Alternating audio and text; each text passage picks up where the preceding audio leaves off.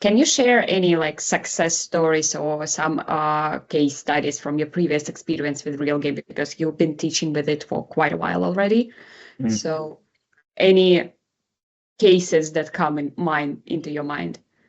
Yeah, well, it's not like individual cases, but it's pretty much always the same thing. So especially when we're using it in the first supply chain management course.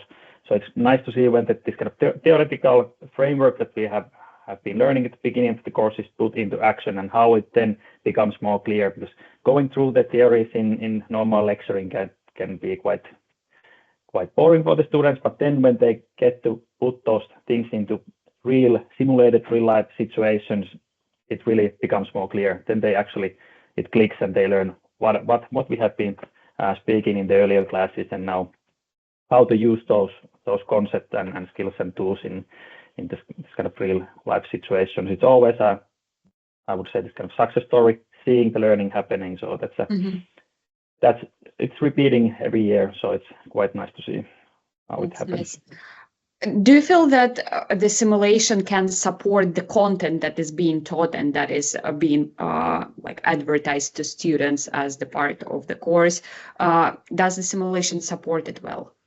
Definitely, yeah, and you can then highlight certain aspects as you have in the basic supply chain management course. It's good for the overview, but then when you are focusing on operative purchasing, how to calculate the order points, then you have different versions of the real game, but also you can do some adjustments as you get to learn how to use the administration side of the real game. Well, you can then emphasize certain aspects of the game, and you can also add some events in what happens during the game if you want to highlight this kind of fluctuations in demand and how to cope with those kind of scenarios. So you can add this kind of aspect. So it's really well, you can really well target the certain learning goals when playing the game.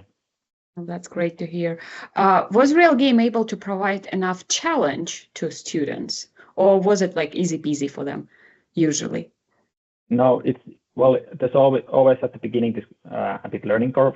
So understanding the business of the simulation company and how to do different operations and what's the demand like, and how to plan the purchases and everything at the beginning. So it's quite, of course, challenging, but the setup in the game is quite nice, because you can start playing it really slowly so that the students get used with the user interface and how the different operations are done in the system, and then you can add the challenge when it becomes too easy for the students. You can start adding the speed.